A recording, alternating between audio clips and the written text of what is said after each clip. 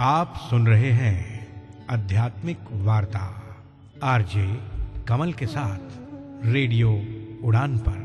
श्रवण के अनंत आनंद की अनुभूति हेतु सुनते रहिए रेडियो उड़ान, एक उड़ान जीवन की।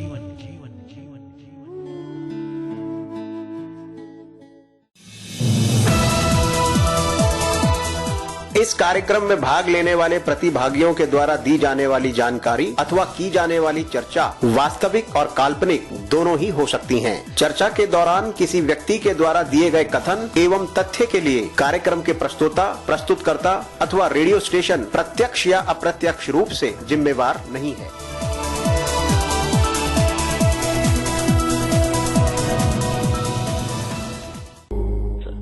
आध्यात्मिक वार्ता समर्पण जीवन दर्शन माता ककई की अद्भुत महिमा। तिरचित शुद्ध स्वरूप सम्मानित भारत और विश्ववासियों, हार्दिक प्रेम। आज की इस भागती दौड़ती जिंदगी में सुकून के कुछ पल के लिए रेडियो उड़ान, एक उड़ान जीवन के माध्यम से प्रस्तुत आध्यात्मिक वार्ता के इस मंच पर समर्पण में एक बार फिर आपसे किए हुए वादे के मुताबिक उपस्थित हुआ है आपका अपना हमसफर। स्वीकार कीजिए आपके अपने हमसफर कमल का अभिनंदन। आध्यात्मिक वार्ता के इस मंच पर समर्पण में विगत दिवस हम सब ने मिलकर हमारे साथ जुड़े हुए हमारे विद्वान साथी के श्रीमुख से हम सब ने मिलकर मर्यादा पुरुष भगवान श्री राम जी के द्वारा पारिवारिक संबंधों के दायित्व का निर्वाह के विषय में उनके भाव, उनके विचारों का श्रवण किया, उसे जाना और समझा। आध्यात्मिक वार्ता के इस मंच पे समर्पण में आज हमारे साथ जुड़े हुए हमारे विद्वान साथी आध्यात्मिक वार्ता के इस मंच पर माता ककई की अद्भुत महिमा पर अपने भाव और विचार रेडियो उड़ान के श्रोताओं के समक्ष साझा करेंगे। साथियों, मित्रों, आज की इस यात्रा को विधिवत रूप से आरंभ करने से पूर्व आइए हम सब मिलकर सतगुरु, उस परमात्मा, उस ईश्वर, उस शक्ति, माता पिता, गुरु आराध्य के चरणों में समर्पित श्रद्धा सुमन, शांत मन, स्थिर चित्त, आनंद में प्रफुल्लित वातावरण, हर्षो उल्लास के साथ अपने आराध्य का मन मंदिर में सिमरन करते हुए इस मधुर भजन का श्रवण करते हैं और उसका आनंद लेते हैं।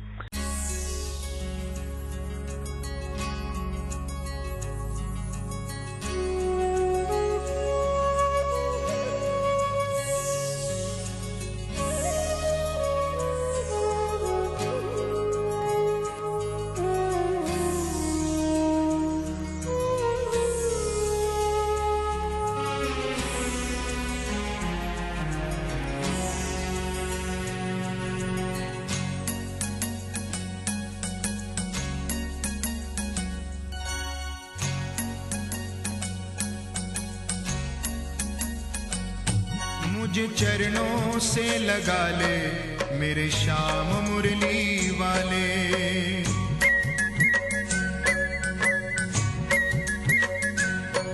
मुझे चरणों से लगा ले मेरे श्याम मुरली वाले, मुझे चरणों से लगा ले मेरे श्याम मुरली वाले।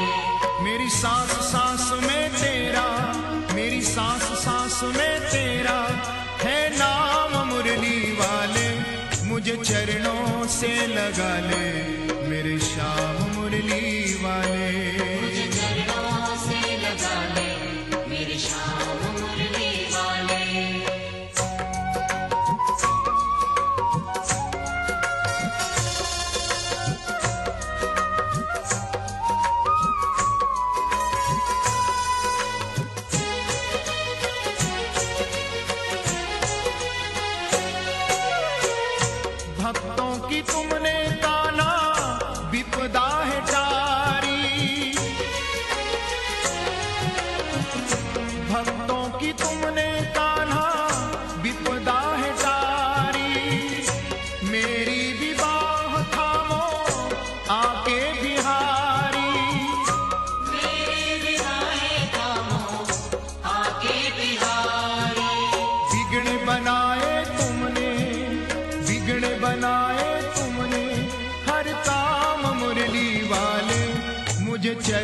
चरणों से लगा ले मेरे श्याम मुरली वाले। मुझे चरणों से लगा ले मेरे श्याम मुरली वाले।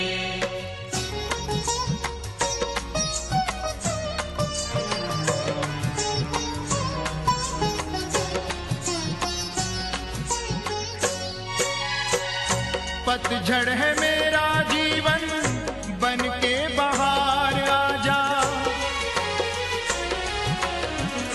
पतझड़ है मेरा जीवन बन के बहार आजा। सुन ले पुकार कान्हा बस एक बार आजा। सुन ले पुकार कान्हा बस एक बार आजा। बेचैन मन के तुम ही, बेचैन मन के तुम ही आराम मुरली वाले। मुझे चरणों से लगा ले मेरे श्याम मुरली वाले। मुझे चरणों से लगा ले मेरे श्याम मुरली वाले।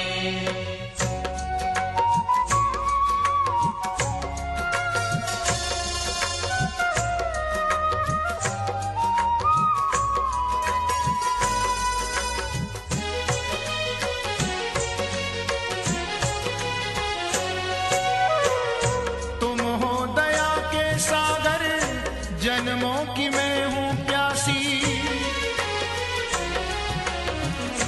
तुम हो दया के सागर।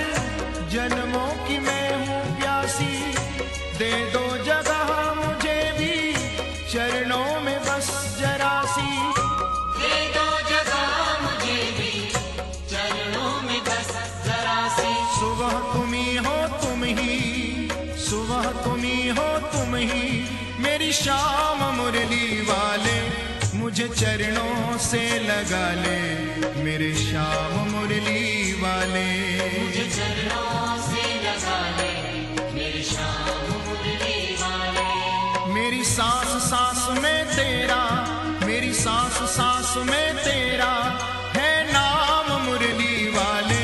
मुझे चरणों से लगा ले मेरे श्याम मुरली वाले। मुझे चरणों से लगा ले मेरे श्याम मुरली वाले। मुझे चरणों से लगा ले मेरे श्याम मुरली वाले। मुझे चरणों से लगा ले मेरे श्याम मुरली वाले।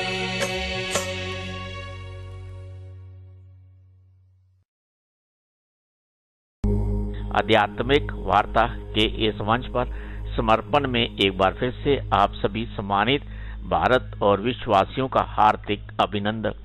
आध्यात्मिक वार्ता के इस मंच पर अब मैं आज की इस यात्रा को आरंभ करने के लिए आमंत्रित करना चाहूँगा अपने विद्वान साथी सेवानिवृत्त महाप्रबंधक प्रशासन जैव विविधता बोर्ड उत्तर प्रदेश से कृष्ण कांत तिवारी जी को कि वह माता कैकेयी की अद्भुत महिमा पर अपने भाव और विचार रेडियो उड़ान के श्रोताओं के समक्ष साझा करें।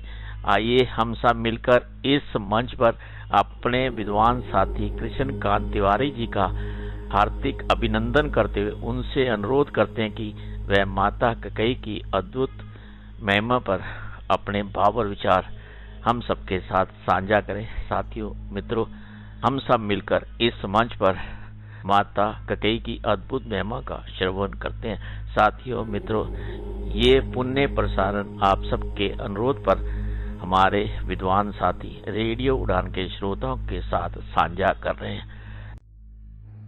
प्रातः स्मरणीय चरण वंदनीय गुरुदेव को समर्पित श्रद्धा सुमन।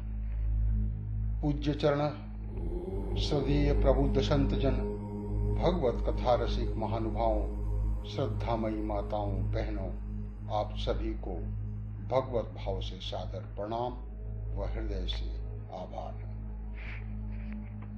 आज हम सब भरत जी के चरित्र को स्पर्श करते हुए माता कैकेयी की अद्भुत महिमा पर चर्चा करने जा रहे हैं। तो आइए हम सब उसी क्रम में आगे की ओर प्रस्थान करते हुए बढ़ते हैं और आप सब भी श्रद्धा भाव से इसे श्रवण करें। भरत स्वभाव सुशीतलताई, सदा एक रस वर्ण जाई। कभी कभी लगता है कि चाहूं नहीं कुबेर को, देर एक सुरेश पद, चाहूं नहीं ज्ञानिन में ज्ञानी कहाऊं मैं, चाहूं नहीं योग ध्यान धारणा समाधि हेतु, जन्म मरण व्याधि रहित अविचल पद पाऊं मैं। फिर उर्मे राजेश वश एक अभिलाष शेष, ताहि कर जोर निज नाथ को सुनाऊं मैं। जानी पे मडरावे मन मधुप मुनीशन के, उन मंजू पद कंजन की पनही बन जाऊं मैं, उन मंजू पद कंजन की पनही बन जाऊं मैं। तुमोरे शरण राम की पनही, मोरे शरण राम की पनही। आहा, क्या बात है।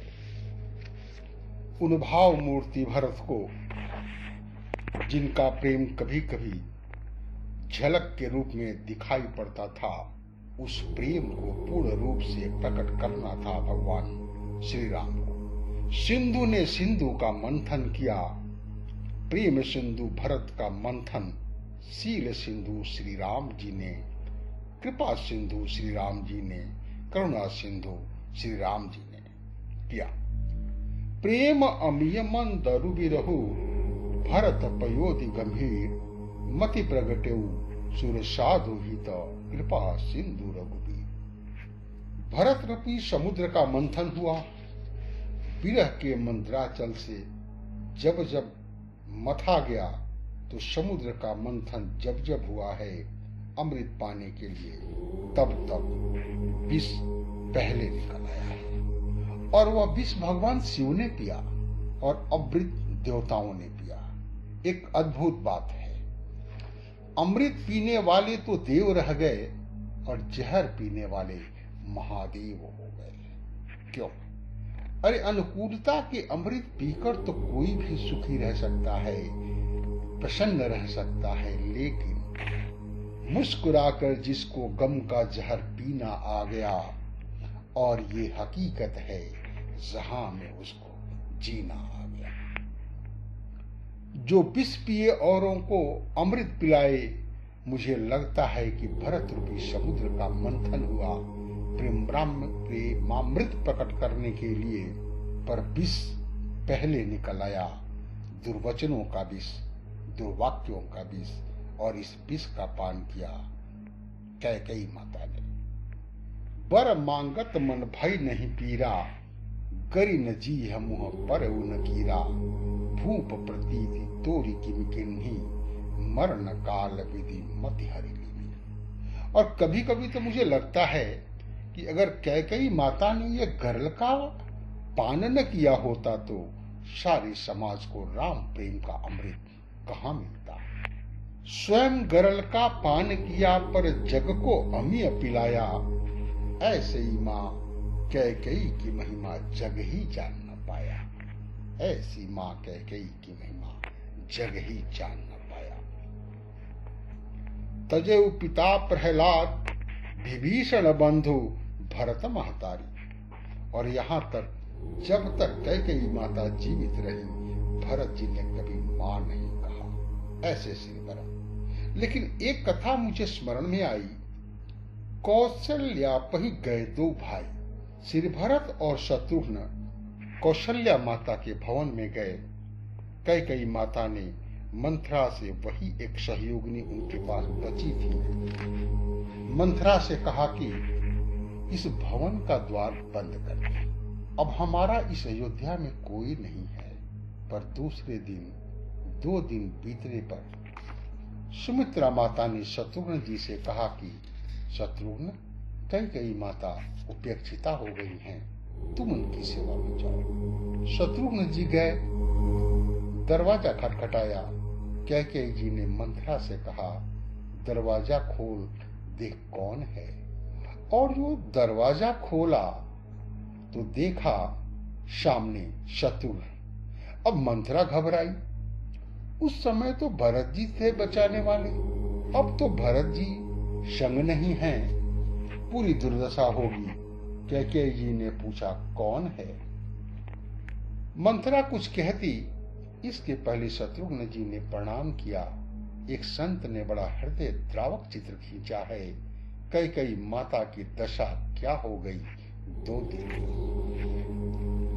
2 दिन में दुर्दैव दशायूं किन्हीं तन की, श्वेत भय चिरकेश क्षीण भय दृष्टि त्रिगण की, रक्त विहीना अस्थिमयी कंकाल देह की, मातु न जानी जाती यदि होती न केह की।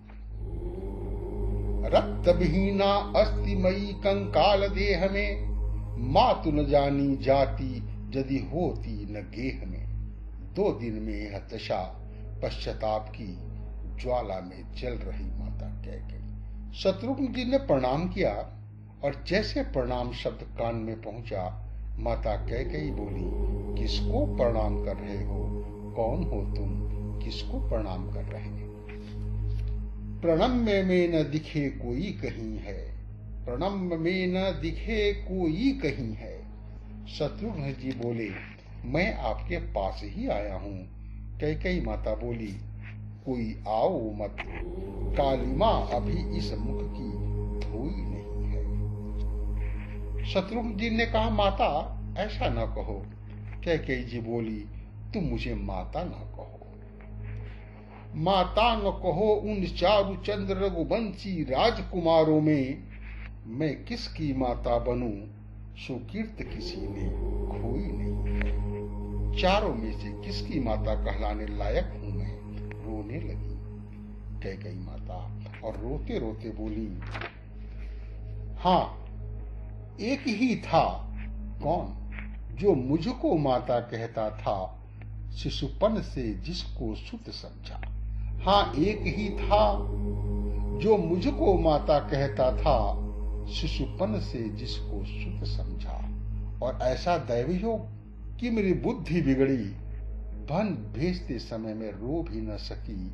लेकिन विडंबना देखो, यह सब जिस सुत के लिए किया, यह सब जिस सुत के लिए किया, देखकर सुहाग वैधव्य लिया, उसने भी त्याग विनीत दिया। तुम मेरी कोई नहीं है, तुम मेरी कोई नहीं है। लेकिन यह क्या, अचानक कैकेयी माता रोते रोते हंसने लगी और हंसते हंसते बोली। शत्रुघ्न जी को लगा ये क्या हो गया। कैकेयी माता हंसने लगी, मैं बड़ी सौभाग्यशालिनी हूं। क्यों? भरत ने मेरा त्याग किया। शत्रुघ्न जी बोले, माँ इसमें हंसने की क्या बात है। कैकेयी माता ने अनोखी बात कही। कैकेयी माता ने कहा, मैं धन्य हो गई, मैं धन्य हो गई। आज भरत ने यद्यपि मुझको त्याग दिया, कीच ही सही, मैं कीचड़ ही सही, कीच ही सही मलमयी, किंतु कीच ने कमल उत्पन्न किया, कीच ने कमल उत्पन्न किया। आहा हा हा, क्या बात है।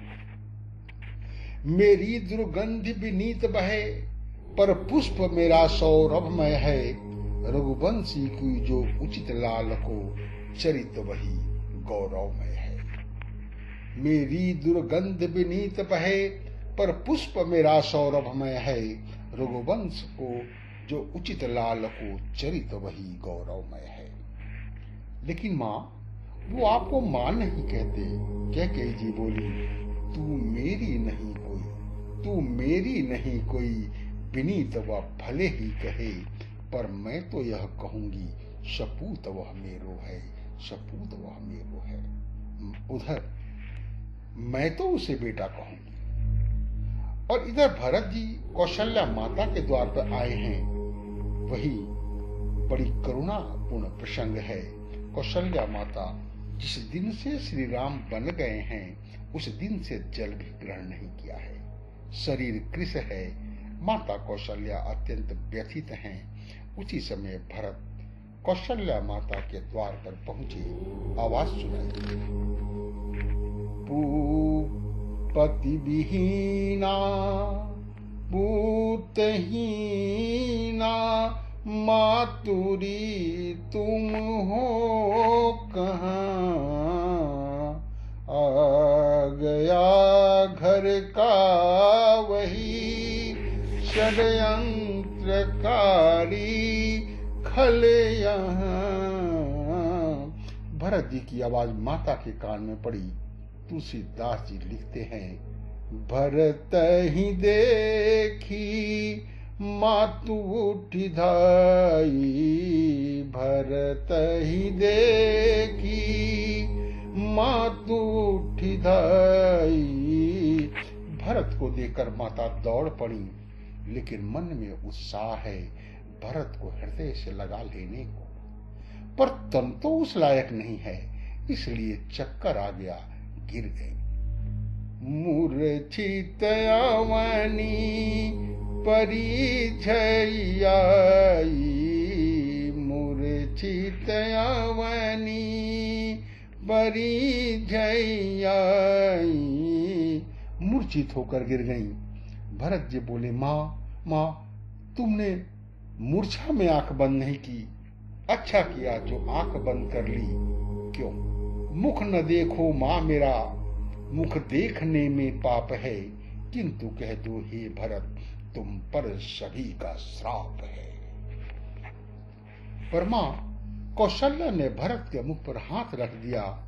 भरत ऐसा न कहो, ओ भरत बेटा न तुझ में द्वेष की दुर्गंध है, साक्षणी मैं हूं मुझे उस राम की सौगंध है, उस राम की सौगंध है।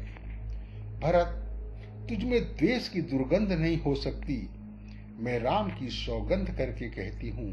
लेकिन एक बात मैं कहती हूँ बेटा, क्या मेरी गोद में आ जा, गोद में आ जा। माता ने भरत को गोद में बिठा लिया और तुलसीदास जी ऐसा दृश्य खींचते हैं कि ऐसा ऐसा भाव वात्सल्य का उमड़ा, थन पर स्रवाही नयन जल छाए। माता की छाती से दूध झरने लगा, नेत्रों से आंसू बरसने लगे। और यह जो गोस्वामी तुलसीदास जी महाराज की प्रस्तुति है, थन पर स्रवाही नयन जल छाए। और मुझे लगता है कि इसी पंक्ति का भावानुवाद श्री मैथिली शरण गुप्त जी ने भी किया है कि अबला जीवन हाय तुम्हारी यही कहानी, आंचल में है दूध और आंखों में पानी, ये थन पर स्रवही नयन जल छाए। कौशल्या माता किसी तरह बोल सकी, भरत जी को हृदय से लगा लिया और बोली, लोग कहते हैं कैकेयी ने मेरा बड़ा विरोध किया। नहीं नहीं, मेरी तो गोदी भरी हुई है। भरत जी बोले, माँ पर इस गोद में तो राम भैया बैठते थे, आज मैं। कौशल्या माँ बोली, नहीं नहीं, मुझे ये नहीं लगता भरत मेरी गोद में है, मुझे ये नहीं लगता कि भरत मेरी गोद में है। आ गया मेरा वही तू, राम सचमुच राम है। और भरत जानते हो तुझ में और राम में क्या अंतर है? भरत जी बोले, क्या? आ गया मेरा वही तू, राम सचमुच राम है, तू वही और वो तू ही, भिन्न केवल नाम है, भिन्न केवल नाम है। दोनों का नाम अलग अलग है, मेरा राम आ गया। गोस्वामी जी कहते हैं, देखी सुबाहु कहत सब कोई, राम मातु रस काहे न होई। भरत रो पड़े। भरत जी ने कहा कि माँ, आपने राम भैया को बन जाने से रोका क्यों नहीं? कौशल्या माता बोली, बेटा मैंने तो कहा था अगर केवल पिताजी ने आज्ञा दी है तो मैं माँ हूँ, कह रही हूँ कि तुम बन मत जाओ। लेकिन जब राम ने कहा कि माता कैकेयी ने बन जाने की आज्ञा दी है तो भरत तब में मजबूर हो गई, मैं नहीं रोक सकी। क्यों? क्योंकि मैंने उस समय याद किया उस क्षण को, कब? जब छोटे थे राम जी और भरत, तुम, लक्ष्मण, शत्रुघ्न चारों जब आंगन में खेलते थे ना। भरत जी बोले, हाँ माँ। तो क्या हुआ? बोली, मेरे मन में बहुत दिन से ये भावना थी, कब वह शुभ दिन आएगा जब राम मुझे माँ कहेगा। पहली बार तोतली बोली में राम ने मुझे माँ कहा। कौशल्या जी कहती है, मुझे आनंद तो बहुत हुआ, प्रेम भी बहुत उमड़ा, लेकिन फिर मैंने राम के मुख पर हाथ रख दिया, कहा कि नहीं नहीं, मुझे माँ मत कहो, मैं तुम्हारी माँ नहीं हूं। तो राम ने तुतलाकर पूछा, फिर मेरी माँ कौन है? तो मैंने इशारे कर दिया कैकेयी की तरफ और यह कहा, तुलसीदास जी लिखते हैं, जब राम ने मुझे माँ कहा, कौशल्या जी बोली, कहे मोही मैया। मैंने कहा, मैया मैं भरत की, बलि जाऊं भैया, तेरी मैया कैकेयी है। मैंने कहा, मैं भरत की माँ हूं, राम बलिहारी जाती हूं, तुम्हारी माँ तो कैकेयी है। आज कौशल्या जी बोली, बेटा भरत, जिस बालक को बचपन से ये संस्कार दिया हो कि कैकेयी तुम्हारी माँ है, उसी बालक को माता की आज्ञा का पालन करने से मैं कैसे रोकती थी। लेकिन माँ, अयोध्या उजड़ गई। कौशल्या जी बोली, चाहे सब कुछ उजड़ जाए, पर संस्कार नहीं उजड़ना चाहिए। शुभ संस्कारों की तो रक्षा करनी चाहिए, स्थापना करनी चाहिए। कैसे रोकती? लेकिन मैं भी नहीं रह सकी राम के बिना। मैंने कहा, राम, एक पंक्ति पर आप सब ध्यान देंगे। कौशल्या जी ने राम जी से कहा कि जो सुत कहो मोहि संग लेहु, तो तुम्हारे हृदय होई संदेहु। अगर मैं यह कहूं कि मुझे भी वन में साथ ले चलो, तो तुम्हारे मन में संदेह हो जाएगा। स्पष्ट नहीं हुआ कि संदेह क्या हो जाएगा। बस पंक्ति लिखकर तुलसीदास जी आगे बढ़ गए। पर एक भाव मुझे बहुत प्रिय लगता है। कौशल्या जी बोली, राम, तुम्हारे मन में एक संदेह हो जाएगा। बोले, क्या? बोली, एक तो भरत की माँ कैकेयी है, जो राम का युवराज पद पर अभिषेक उत्सव नहीं देखना चाहती। और कौशल्या जी बोली, मैं कहती, राम, मुझे भी वन में साथ ले चलो, तो तुम्हें यह संदेह हो जाता कि राम की मां कौशल्या भी भरत का राज्याभिषेक नहीं देखना चाहती, इसलिए वन जाने की बात कह रही हैं। तो नहीं नहीं राम, जैसे मेरे लिए तुम वैसा भरत। मैं भरत का राज्याभिषेक देखूंगी, यही रहूंगी। भरत जी तो रोने लगे, माता के चरणों में सिर रखकर। माता, ऐसी जननी के कोख से तो परमात्मा ही प्रकट होते हैं, मनुष्य रूप में अवतार लेते हैं। श्री भरत जी रात्रि भर कहते रहे एक ही बात, माँ, अगर राम भैया के वन गमन में मेरी सलाह हो, तो जितने भी पाप हैं वो पातक हैं, उन सब का फल मुझे मिल जाए। कौशल्या मैया बोली, भरत, ऐसा दोबारा मत कहना। एक बात याद रखो, चंद्रमा में चाहे आग पैदा हो जाए, चंद्रमा में चाहे अग्नि प्रकट हो जाए, लेकिन तुम राम के विरुद्ध नहीं हो सकते। भरत को देखकर तो गुरुदेव भी भाव विह्वल होकर रोने लगे। बिलखि कहे मुनिनाथ, सुनहु भरत भावी प्रबला, बिलखि कहे मुनिनाथ, हानि लाभ जीवन मरणो, जसु अप जसु विधिहा। गुरुदेव ने दुखी होकर कहा, हे भरत, होनी बहुत बलवान है, हानि लाभ, जीवन मरण और यश अपयश, यह सब विधाता के हाथ में है, यह सब विधाता के हाथ में है। इसी के साथ वाक्य पुष्पांजलि भगवत चरण में अर्पित करते हुए अपनी वाणी को विराम देते हैं। हरिओम। साथियों, मित्रों, आध्यात्मिक वार्ता के इस मंच पर अभी हम सब ने मिलकर अपने विद्वान साथी सेवानिवृत्त महाप्रबंधक प्रशासन जय विविधता बोर्ड कृष्णकांत तिवारी जी के मुखारबिंद से माता कैकेयी की अद्भुत महिमा का श्रवण किया, उसे जाना और समझा। आध्यात्मिक वार्ता के इस मंच पर अब हमें लेना होगा एक छोटा सा अल्प विराम। आप कई मजाई मिलते हैं बस थोड़ी देर में यूं गए यूं वापस आए, इसके उस पार भी आज की यात्रा इसी प्रकार जारी रहेगी। आइए हम सब मिलकर श्रवण करते हैं इस मधुर भजन का और उसका आनंद लेते हैं।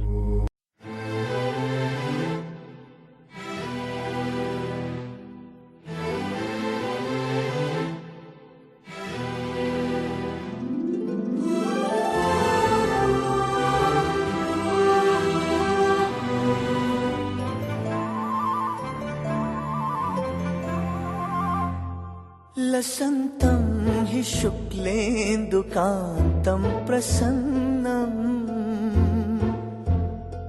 गणेशानमोङ्कारमाद्यस्वरूपम् चिदानन्दशान्तस्वरूपं परेशम् तं संयरूपं शरणं प्रपद्ये। तं संयरूपं शरणं प्रपद्ये।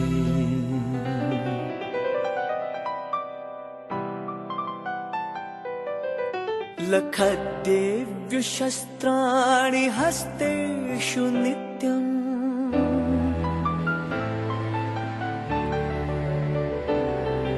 लखद्देव्यशस्त्राणि हस्तेषु नित्यं सदा तत्परो भक्तदुःखं च हर्तुम् प्रसिद्धः सदा सौम्यकाशीशपुत्रः तं संयरूपं शरणं प्रपद्ये। तं संयरूपं शरणं प्रपद्ये।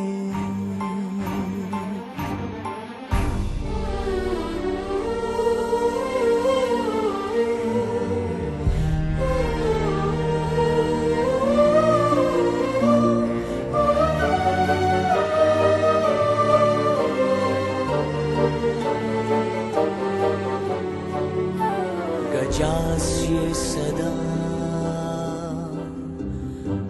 भासमानं प्रसन्नं गजास्ये सदा भासमानं प्रसन्नं वहन् शान्तकारुण्यं भावौघमार्षम्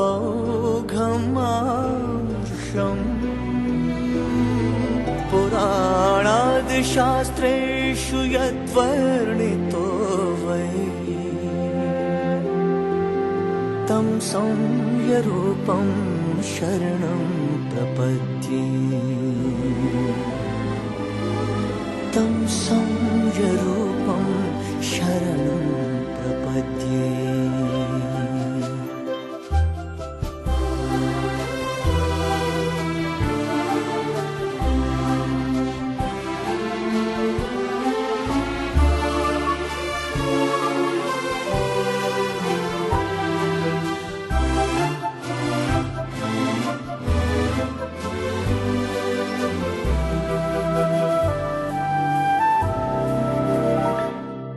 गणेशं गुणेशं सुरेशं परेशं सदा शान्तमुद्रं प्रसन्नं सुनेत्रम् जगद्वस्तुभासं चिदात्मस्वरूपम् तं संयरूपं शरणं प्रपद्ये।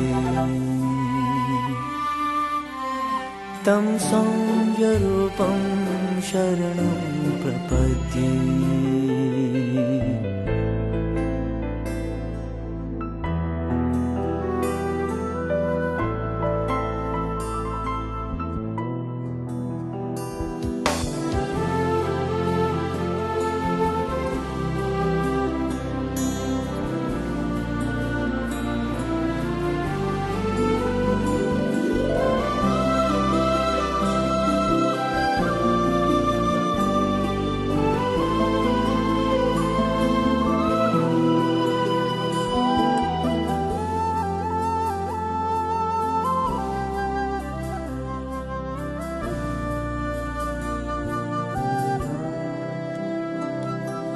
वसच्चन्द्रबिम्बं सदा यस्य मूर्ध्नि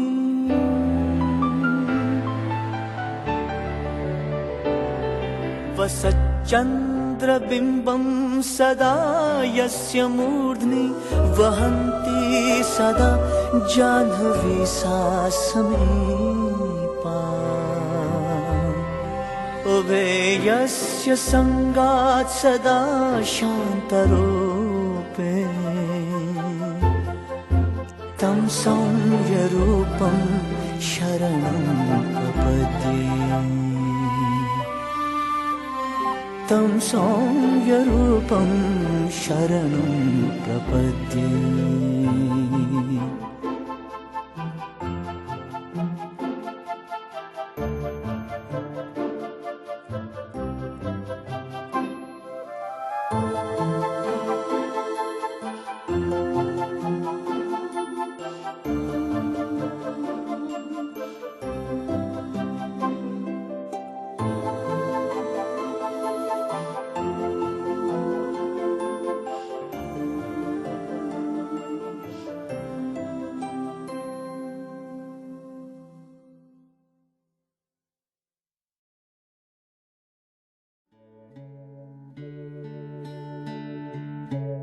आप सुन रहे हैं आध्यात्मिक वार्ता आरजे कमल के साथ रेडियो उड़ान पर। श्रवण के अनंत आनंद की अनुभूति हेतु सुनते रहिए रेडियो उड़ान, एक उड़ान जीवन की।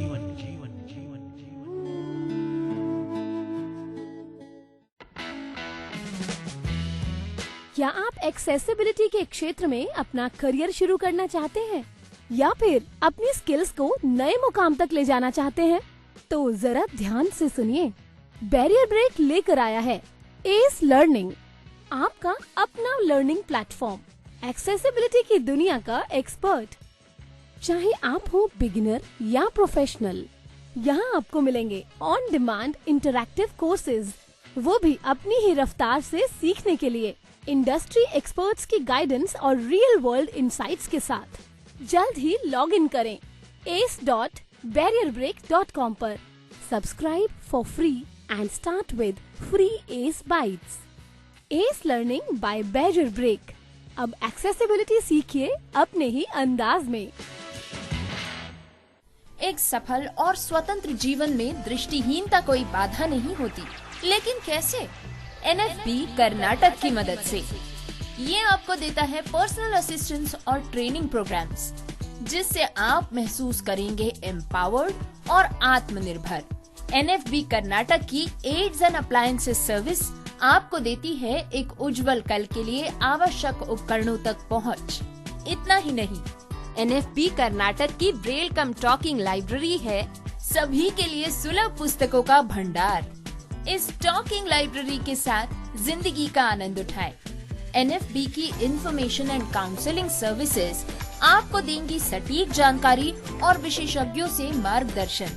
इतना ही नहीं, NFB की लीगल और सिविल एडवोकेसी सर्विस आपको रूबरू कराएगी अपने अधिकारों से एक समानतापूर्ण दृष्टिकोण से। घर बैठे पाइए जॉब ओपनिंग्स पर ऑथेंटिक जानकारी। जी हाँ, NFB कर्नाटक आपको देता है SMS job alert service. NFB Karnataka सही मायनों में बना है दृष्टिबाधितों की आवाज। हम आवश्यक सहायता और सुलभ पुस्तकालयों से लेकर वकालत और करियर के अवसरों तक एक अधिक समावेशी समाज बनाने के लिए समर्पित है। आज ही हमसे संपर्क करें 08023484794 पर, या फिर आप कॉल कर सकते हैं 9916368800 पर। अधिक जानकारी और सकारात्मक बदलाव का हिस्सा बनने के लिए nfbkarnatak.org पर जाएं। NFB Karnataka, voice of the visually impaired. वैसे तो आपको हर चीज में प्रोटेक्शन चाहिए। धूप में निकलने से पहले सनस्क्रीन के साथ रेडी होते हो, क्रिकेट खेलने से पहले नी पैड्स लगा लेते हो, और सोने से पहले मच्छरदानी लगा के सोते हो। तो फिर बात जब हाथों के जर्म्स की हो, तब प्रोटेक्शन गायब क्यों? इसीलिए सैवलॉन स्वस्थ इंडिया कहता है, अगर जर्म्स और बीमारियों से रखनी हो दूरी, खाने से पहले हैंड वॉश जरूरी।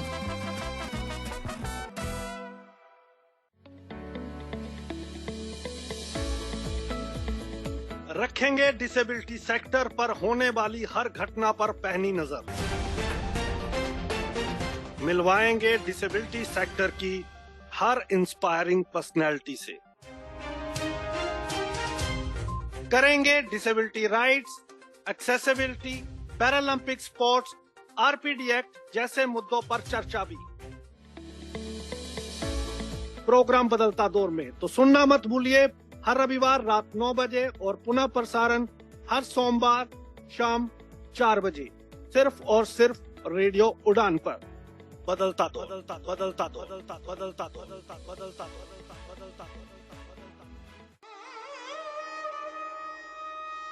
गजलों का हुनर अपनी आंखों को सिखाएंगे। रोएंगे बहुत लेकिन आंसू नहीं आएंगे। कह दो ये समंदर से हम ओस के मोती हैं, दरिया की तरह तुझसे मिलने नहीं आएंगे। शाम गजल के तमाम सामीन, हम आपके बेहद शुक्रगुजार हैं कि आपने इस शो को एक ऊंचा और आलीशान मकाम दिया पिछले चंद सालों में। इसी तरह हमारा साथ देते रहिए। शाम गजल जो कि पेश होता है आपके लिए हर फ्राइडे रात 10 से 12 और जिसे लेकर आते हैं आरजे सैफ। आप इस शो में शामिल होते रहिए अपने लाइव स्काइप कॉल के थ्रू और सुनते रहिए शाम गजल आरजे सैफ के साथ only and only on radio उड़ान। क्या है निकल पड़े हो। आप सुन रहे हैं आध्यात्मिक वार्ता आरजे कमल के साथ रेडियो उड़ान पर। श्रवण के अनंत आनंद की अनुभूति हेतु सुनते रहिए रेडियो उड़ान, एक उड़ान जीवन की।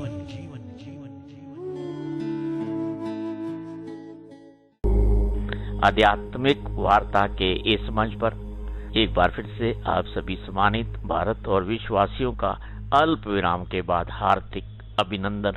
साथियों, मित्रों, अब इस मंच पर मैं आमंत्रित करना चाहूंगा अपने विद्वान साथी सेवानिवृत्त IFS मुख्य वन संरक्षक अधिकारी डॉक्टर महेंद्र प्रताप सिंह जी को, जो कि उत्तर प्रदेश भारत से हमारे साथ जुड़े हुए कि वह आज रेडियो उड़ान के श्रोताओं के समक्ष मित्रता पर अपने भाव और विचार हम सबके साथ साझा करें। आइए हम सब मिलकर इस मंच पर अपने विद्वान साथी जी का हार्दिक अभिनंदन करते हुए उनसे अनुरोध करते हैं कि वे आज की इस यात्रा को विधिवत रूप से आरंभ करें और हम सब मिलकर श्रवण करते हैं डॉक्टर महेंद्र प्रताप सिंह जी के विचारों का। सभी को सादर प्रणाम। हम आभारी हैं रेडियो उड़ान के, उन्होंने हमें अपनी भावनाओं को व्यक्त करने का अवसर प्रदान किया। मित्रों, पिछली बार हमने श्री राम के जीवन से, उनके द्वारा कैसे एक आदर्श पुत्र के रूप में, कैसे आदर्श भाई के रूप में, कैसे आदर्श पति के रूप में एक उदाहरण प्रस्तुत किया गया। महाराज दशरथ द्वारा आदर्श पिता का एक उदाहरण रखा गया, माता कौशल्या के रूप में आदर्श माता का, सीता के रूप में आदर्श पत्नी का, भरत जी और लक्ष्मण जी के रूप में आदर्श भाई का एक चरित्र देखने को मिला पारिवारिक संबंधों का। और श्री राम और गुरु वशिष्ठ के माध्यम से गुरु शिष्य संबंध का भी हमने अवलोकन किया हम सबने। अब हम एक और महत्वपूर्ण संबंध मित्रता के बारे में बात करेंगे। मित्रता का नाम आते ही सबसे पहले हमें कृष्ण सुदामा की मित्रता याद आती है। श्री कृष्ण और सुदामा बचपन के मित्र थे। गुरु संदीपनी के आश्रम में वो पढ़ते थे और विद्यार्थी जीवन में दोनों एक दूसरे के मित्र थे।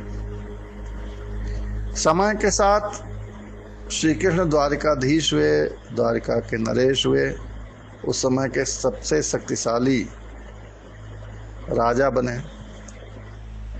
और सुदामा जी निर्धनतम उस समय के एक ब्राह्मण रहे, जो केवल भगवान की पूजा में अपना ध्यान लगाते थे। कभी उन्होंने गृहस्थी में धन संचय महत्व नहीं दिया, न उसकी चिंता की। परिणामतः वो गरीब रहे। लेकिन उनकी पत्नी को चिंता थी, बच्चे थे, कभी खाने को घर में रहता था, कभी नहीं रहता था। सुदामा जी ध्यान नहीं देते थे, तो वो चिंतित रहती थी कैसे परिवार का निर्वहन हो। कभी कभी बच्चे बिना खाए सो जाते थे। ये स्थिति थी सुदामा जी की। सुदामा जी की पत्नी ने बहुत आग्रह किया कि आपके तो मित्र हैं द्वारिकाधीश, आप जाओ। सुदामा जी बहुत मना करते रहे, लेकिन पत्नी का उन्होंने एक तरह से बार बार कहना, एक तरह से पत्नी का हठ देखा। फिर उनके मन में आया कि चलो इसी बहाने श्री कृष्ण के दर्शन होंगे, चलते हैं, मित्र से मुलाकात होगी। और सुदामा जी द्वारिका पहुंच गए। अब द्वारिका नगरी तो पूरा वैभव का था, सागर थी। और वहां सुदामा जी जैसे व्यक्ति पहुंचे जिनके पास न तो ढंग का कपड़ा था पहनने का, न पैर में कोई जूते चप्पल थे। और द्वारपाल से उन्होंने कहा कि भाई हमको कन्हैया से मिलना है, श्री कृष्ण से मिलना है। द्वारपाल ने कहा भाई आप कायदे से नाम लो, महाराजा धीराज हैं वो, और ऐसे नाम ले रहे हो, ऐसे नाम लिया जाता है राजा का। खैर सुदामा जी ने कहा भाई वो हमारे मित्र हैं, तुम नीचे से ऊपर तक देखने लगा। कहे भाई तुम्हारे मित्र हैं द्वारिकाधीश। कहे अच्छा एक बार जाके आप नाम बता दो, सुदामा आए हैं, और उसके बाद अगर वो नहीं ध्यान देंगे तो मैं चला जाऊंगा, कोई बात नहीं, एक बार उसे बताओ तो। वो द्वारपाल भी सोचा कि भाई चल के बता दें, बताने में क्या बुराई है। बड़े चकित मन से वो चला गया। एक भक्ति काल में गोस्वामी तुलसीदास जी, सूरदास जी के समकालीन एक नरोत्तम दास जी हुए हैं, बहुत बड़े भक्त कवि हुए हैं नरोत्तम दास जी। उन्होंने एक पुस्तक लिखी सुदामा चरित्र, पढ़ने लायक है, बहुत भावुक वर्णन है सुदामा कृष्ण की मित्रता का। सुदामा चरित्र जब द्वारपाल गया तो क्या वर्णन नरोत्तम दास जी करते हैं कि वो कहता है कि महाराज शीश पगान जगातन में प्रभु जाने को आही बसे के ही ग्रामा, धोती फटी सी लटी दुपटी रूपाए वो पाना की नहीं सामा, द्वार खड़ो द्विज दुर्बल देखी रहो चकी सो वसुधा अभिरामा, पूछत दीन दयाल को धाम बतावत आपुनो नाम सुदामा। सुदामा नाम सुनते ही भगवान कृष्ण दौड़े, एकदम वो राज काज सब छोड़ के, कहीं उनका दुपट्टा गिरा, मुकुट लिए ही नहीं, मुकुट गिर के भगे। ऐसे भगे पूरी प्रजा देखती रहेगी आखिर हुआ क्या, भगवान कृष्ण ऐसे कहाँ भगे चले जा रहे हैं। बोलो द्वारपाल सुदामा नाम पाड़े सुन छाड़े, राज काज ऐसी जी की गति जाने को, द्वारिका के नाथ हाथ जोड़ी धाय गहे पाए, भेंटे भरी अंक लपटाए दुख साने को, नैन दो जल भरी पूछत कुशल हरि विप्र बोले विपदा में मोहि पहचाने को। जैसी तुम करी ऐसी प्रीति दया के सिंधु ऐसी प्रीति दीन बंधु दीन न सो माने को। ऐसे बिहाल तो अब वो सुदामा जी को गए वहां गले लगाए और एकदम उनको मतलब रोने लगे गले लगा के। फिर अपने रथ बैठा के लाए, वहां उनका एक एक कांटा निकाले, पैर को धोने के लिए जल आया था, उस जल की जरूरत नहीं पड़ी। इतनी आंसू निकली कि उस आंसू से ही उनके पैर धुल गए। ऐसे बिहाल विवाइन सौंपग कंटक जाल लगे पुनि जोए। हाय महादुख पाए सखा तुम आए ये तय न कि तय दिन खोए। देखी सुदामा की दीन दशा करुणा करी के करुणा ने धीरोए। अब पानी पर रात को हाथ छुयो नहीं नैनन के जल सौ पग धोए। और ऐसा वर्णन आता है कि जैसे उनकी नगरी थी द्वारकापुरी, वैसे ही उन्होंने एक नगरी बनवा दी सुदामापुरी। और सुदामा जी जब गए वहाँ तो वो पहचान ही नहीं पाए, यहाँ तक अपनी पत्नी को नहीं पहचान पाए। उसने कहा कि मैं महाराज आपकी पत्नी हूँ। इतना वैभव और इतना जो है वो संपन्न वो हो गई।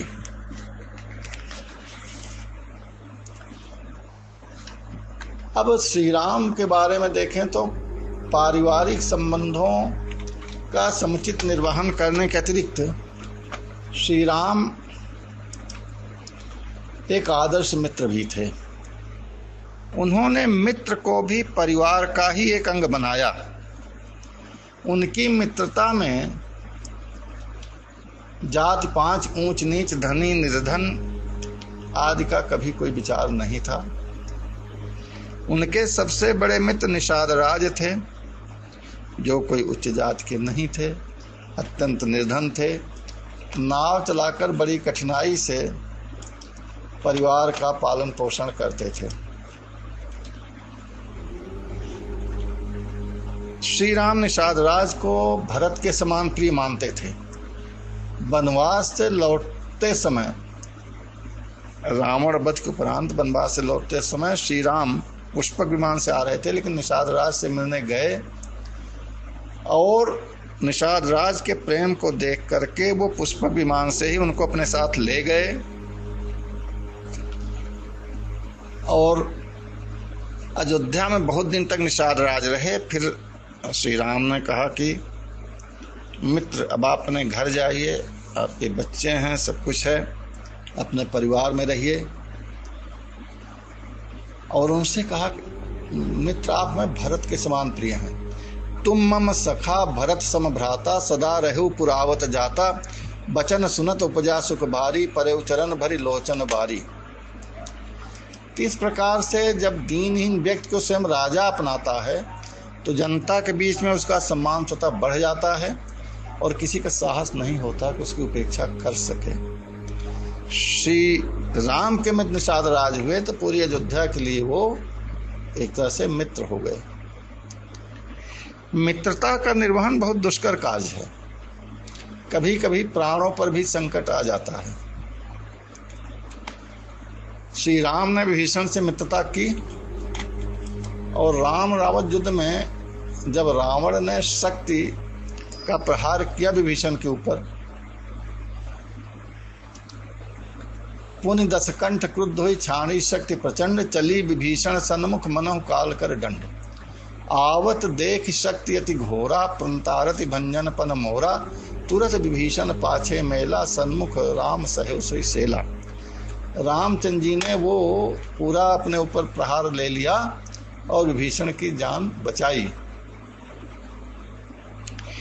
मित्रता का एक नियम ये भी है कि सदा उसके प्रति कृतज्ञता बनाए रखे, कृतज्ञता का भाव बनाए रखे। मित्र के द्वारा अगर थोड़ा सा भी कोई सहायता की गई है तो उसको बार बार उसका वर्णन करना।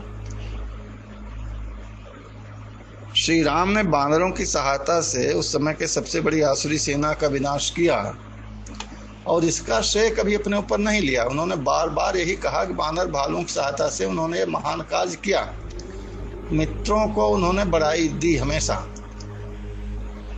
रावण के पराभव के उपरांत श्री राम कहते हैं कि हम आप सबकी ही सहायता से इस महान आसुरी शक्ति का विनाश कर पाए। और जब रावण का अंत हुआ उसके बाद विभीषण के माध्यम से जब उन्होंने सारी संपत्ति लाकर सामने रख दी तो उन्होंने वो सारी संपत्ति हीरे जवाहरात बानरों में वितरित करा दिए, स्वयं कुछ उन्होंने लिया नहीं। और उसके बाद उन बानरों से घर जाने को कहा। भालु कपिन पट भूषण पाए, पहिरी पहिरी रघुपति पही आए। नाना जिनस देख सब कीसा, पुनि पुनि हसत कौशलाधीसा। चितई सबन पर कीन्ही दाया, बोले मृदुल बचन रघुराया। तुम्हारे बलमय रावण मार्यो, तिलक विभीषण कहा पुनि सार्यो। निज निज गृह अब तुम सब जाहू, तुमिरो मुहि डर पे जन काहू। सुनत बचन प्रेमाकुल बांदर, जोर पानी बोले सब सादर। प्रभु जोई कहो तुम्हें सब सोहा, हमरे होत बचन सुनि मोहा। दीन जान कप किए सनाथा, तुम त्रैलोक ईश रघुनाथा। सुने प्रभु बचन लाज हम मरही, मत्सक कहूँ खगपति हित करही। देख राम रुख बानर रीछा, प्रेम मगन नहीं गृह के इच्छा। प्रभु प्रेरित कपि भालु सब, राम रूप उर राखी। हरस विषाद सहित चले, विनय विध विधि भाग। इस प्रकार से श्री रामचंद्र जी ने भालू और बानरों में एक आत्मविश्वास उत्पन्न किया, उन्हें एक साहसी और समर्पित सैनिक बनाया और एक तरह से उनको सक्षम बना दिया कि हर गलत चीज का विरोध कर सकें।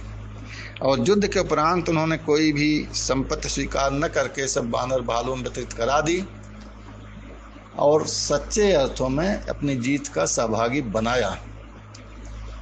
इसके अतिरिक्त उन्होंने कुशल सेनापति के भांति प्रत्येक सैनिक की कुशल क्षेम का ध्यान रखा, प्रत्येक से भावनात्मक संबंध स्थापित किया और सबसे इतना प्रेम किया कि युद्ध के उपरांत कोई भी अपने घर जाने को तैयार नहीं था। इस प्रकार से सैनिक सेनानायक संबंध को भावुक एवं सच्चे मित्र के संबंध में बदल दिया। ये कोई एक सैनिक और सेनानायक संबंध नहीं रह गया, बल्कि ये एक भावुक मित्र का संबंध हो गया। और इसलिए युद्ध के उपरांत प्रधान जो उनके सेनापति थे, विभीषण, अंगद, जामवंत, नल, नील, हनुमान आदि, युद्ध के उपरांत भी किसी भी दिशा में घर जाने को तैयार नहीं हुए। उनके प्रेम को देखते हुए उन सभी को श्री राम अपने साथ अयोध्या ले गए। अब वहां उन्होंने गुरु वशिष्ठ परिचय कराते हुए बहुत स्पष्ट रूप से पूरी अयोध्या के सामने, गुरु के सामने, भाइयों के सामने कहा, किन मित्रों ने अपना जीवन हमको समर्पित कर रखा, ये सब हमें परम प्रिय हैं और मुझे भरत से भी अधिक प्रिय हैं। ये सब सखा सुनहु मुनि मेरे, भय समर सागर कहाँ बेरे। मम हित लाग जनम नहारे, भरत हूँ ते मोहि अधिक प्यारे। सुनि प्रभु बचन मगन सब भय, निमिष निमिष उपजत सुख नये। इस प्रकार से उन्होंने मित्रों का एक तरह सम्मान किया। पूरी अयोध्या उनका सम्मान करने लगी। जब रामचंद्र जी ऐसा वर्णन कर रहे हैं तो पूरी अयोध्या उन मित्रों का विशेष सम्मान करने लगी। हाँ, अब हम आगे ये देखते हैं कि बाल के अत्याचारों के से सुग्रीव से श्री रामचंद्र जी ने मित्रता की, बाल का वध किया। सुग्रीव से मित्रता के बाद उन्होंने मित्र के गुण बताए। जे न मित्र दुख हो ही दुखारी, तिन्ह बिलोकत पातक भारी। निज दुख गिरि सम रज करि जाना, मित्रक दुख रज मेरु समाना। जिनके असीमत सहज न भाई, ते सठ कत हठ करत मिताई। कुपथ निवार सुपंथ चलावा, गुण प्रगटे अवगुणन दुरावा। और देत लेत मन संक न धरई, बल अनुमान सदा हित करई। विपत्ति काल कर अव सतगुण नेहा, सुति का संत मित्र गुणया। इस प्रकार से मित्र के अनेक उत्तरदायित्व होते हैं। मित्र गलत राह पर जा रहा है से सही राह पर लाना। मित्र के थोड़े से दुख को बड़ा मानकर उसकी तत्काल सहायता करना। मित्र के अवगुणों पर ध्यान न देना, उसके गुणों की सदैव प्रशंसा करना, उसके दुख में दुखी होना, ये सच्चे मित्र के मूल लक्षण हैं। मित्रता करने के पूर्व अपने को इसके लिए तैयार कर लेना चाहिए, तभी मित्रता का सम्यक निर्वहन हो सकता है। और मित्रों के संबंध में भी सुग्रीव को बताते हुए भगवान श्री राम कहते हैं कि आगे कह मृदु वचन बनाई, पाछे अनहित मन कुटिलाई, जाकर चित अहिगत संभाई, अस कुमित्र पर भलाई। और जो मित्र सामने तो अच्छा बोले और पीछे जो अहित करे, ऐसे मित्र को त्याग देना ही उचित है। और जैसे ही मित्रता की श्री राम ने, उन्होंने सुग्रीव को आश्वस्त कर दिया, सखा सोच त्यागो बल मोरे, सब विधि घटप काज में तोरे। कि मित्र सुग्रीव, अब मैं मित्र हो गया हूं, अब आपका सारा कष्ट मेरा कष्ट है, इसलिए सारे सोच को त्यागो, अब हर प्रकार से हम आपकी सहायता करेंगे। इस प्रकार से सुग्रीव जो एकदम जीवन से निराश था, उसको उन्होंने एक जिजीविषा शक्ति उनकी जागृत की और उनका पूरा जो है साथ दिया। इस प्रकार से हम देखते हैं कि भगवान कृष्ण और श्री रामचंद्र जी द्वारा मित्रता का सम्यक निर्वहन किया गया और मित्रता के संबंध में उन दोनों के आचरण आज भी आदर्श हैं, अनुकरणीय हैं और समाज का पथ प्रदर्शन करते हैं। अगर हम इनका अनुसरण कर सकें तो एक अच्छे समाज की स्थापना हो सकेगी। इसी के साथ मैं अपनी वाणी को विराम देता हूं। सभी को प्रणाम, धन्यवाद। आध्यात्मिक वार्ता के इस मंच पर समर्पण में अभी हम सब ने मिलकर डॉक्टर महेंद्र प्रताप सिंह जी के मित्रता पर उनके भाव, उनके विचारों का श्रवण किया, उसे जाना और समझा। अब इस मंच पर हमें लेना होगा एक छोटा सा अल्प विराम। आप कहीं मत जाइए, मिलते हैं बस थोड़ी देर में। यूं गए यूं वापस आए।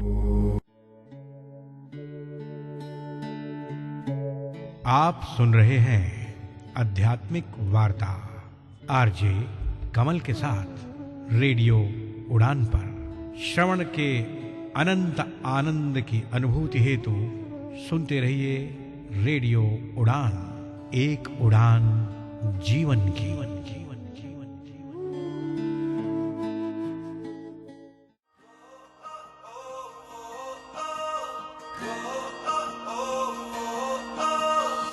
दिन भर की थकान के बाद आपके मूड को चिल करने आ गए हैं हम म्यूजिक से आपकी सारी टेंशन दूर करने।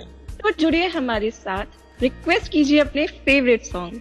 मैं रेशम, मैं वरुण, मैं मुस्कान और हम आपके लिए लेकर आए हैं music masala 7 to 8 PM every Monday and repeat every Tuesday 2 to 3 PM only on Radio Udan, a flight of life।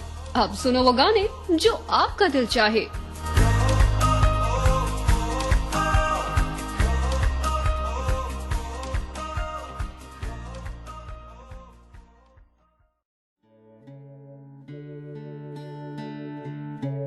आप सुन रहे हैं आध्यात्मिक वार्ता आरजे कमल के साथ रेडियो उड़ान पर। श्रवण के अनंत आनंद की अनुभूति हेतु सुनते रहिए रेडियो उड़ान, एक उड़ान जीवन की।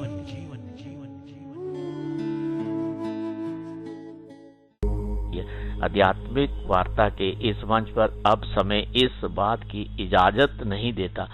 आज का कार्यक्रम बस यहीं तक। साथियों, मित्रों, आप सबका कोटि कोटि शह धन्यवाद। इस कार्यक्रम का सहजता के साथ, संयम के साथ, धैर्य के साथ श्रवण करने के लिए आप सबको ये कार्यक्रम कैसा लगा, इस पर अपनी पसंद, अपनी प्रतिक्रिया आप हम सबके साथ साझा कर सकते हैं। आप हमारी वेबसाइट www.radioudan.com के माध्यम से, हमारी मेल आईडी mail@radioudan.com के माध्यम से, मेरी पर्सनल मेल आईडी KAIS170362@gmail.com के माध्यम से साझा कर सकते हैं। इस कार्यक्रम में भाग लेने वाले प्रतिभागियों के द्वारा दी जाने वाली जानकारी अथवा की जाने वाली चर्चा वास्तविक और काल्पनिक दोनों ही हो सकती हैं। चर्चा के दौरान किसी व्यक्ति के द्वारा दिए गए कथन एवं तथ्य के लिए कार्यक्रम के प्रस्तोता, प्रस्तुतकर्ता अथवा रेडियो स्टेशन प्रत्यक्ष या अप्रत्यक्ष रूप से जिम्मेवार नहीं है।